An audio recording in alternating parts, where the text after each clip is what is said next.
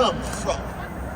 For every generation we have love warriors who were willing to live and who are willing to die. Martin Luther King Jr. said, I'd rather be dead and afraid, I'd rather be a corpse than a coward.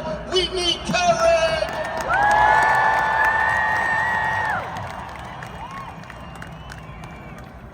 We need love and freedom in love. Don't let anybody lie on you and say that we here in the name of hatred. We don't hate anybody. We love Palestinians. We love oppressed people no matter where they are, any corner of the globe. They can be on the chocolate side of Washington, D.C. They can be Dalits in India. They can be landless peasants in Brazil. They can be indigenous peoples. They can be Iranians. They can be Iraqis. Anybody. This is a human thing we're here for.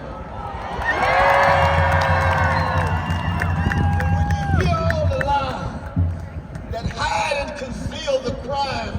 Remember what Brother Martin used to say, no lie can live forever. Truth crushed the earth shall rise again. I see it in your faces. I see it in your eyes. I see it in your heart. I see it in your body. Oh, I wish you can see how beautiful you look. Beautiful you look. All the different colors and genders and cultures and sexual orientations and national identities. Why? Because you're here in the name of truth and justice, and we are going to raise our voices, put our bodies on the line, and yes, even go to jail and even die.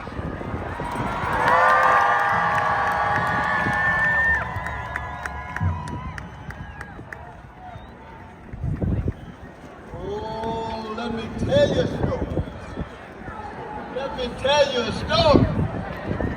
December 17th, 1951, there was a great black brother named Paul Robeson. Y'all know who Paul Robeson was? Yeah. Give it up for Paul Robeson. He went to the United Nations with a petition that said, we charge genocide. He was talking about black people in the American Empire. And it is consistent to be in solidarity with South Africa, because we don't have to charge genocide. We see it with our very eyes. Day out. Those precious babies, the precious men, the precious women.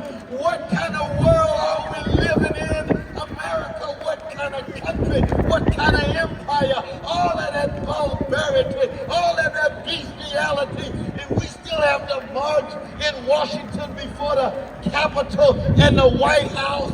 My God!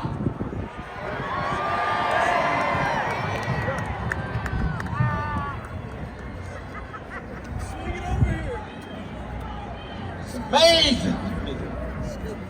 I think of Biden, Harris, Austin, and Blinken, and Sullivan, and Kirby. I can mention all the names. And I don't speak in a spirit of hatred. I speak in a spirit of love for oppressed folk, which leads me to hate domination, occupation, subjugation, degradation, any form that loses sight of the humanity of people. And I say personally to Biden and company, you're not just enabling, you're not just facilitating, you're not just coagulating and cooperating with vicious crime of genocide. That makes you war criminals yourself. You ought to be ashamed. Who do you think we are? You think that you can suppress the love that we have for our Palestinian brothers and sisters? No, you got the wrong people.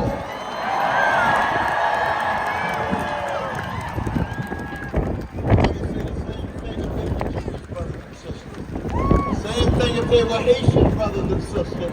Same thing as Ethiopian brothers and sisters. Don't get it twisted. We're trying to have some space of morality and spirituality in a moment of overwhelming barbarity. I can hear the voice of Harriet Tubman and Frederick Douglass. I can hear the voices of Claudia Jones. I can hear the voices of W.B. Du Bois. I can hear the voices of John Coltrane's Love Supreme.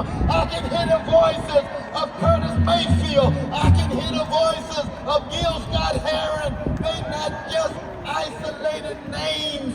They are forces in history that constitute our souls so that we can straighten our backs up. And Brother Martin would say anytime, every day people straighten their backs up. They're going somewhere because folk can't ride your back unless it's bent. Our backs are straight. Our backs are ready. We are fortified. We're ready to fight. We're ready to resist. We're resilient. And when they tell us that the claims of our South African brothers and sisters are marriedness. You see, they said the names a number of times, so you know they got talking. Marriedness. Have you seen Gaza? Have you seen West Bank? Not just after August 7th. Did you see it in 1948? Did you see it in 1967? Did you see it in 2008? Did you see it in 2014? And you're still looking and all you can say is meritless.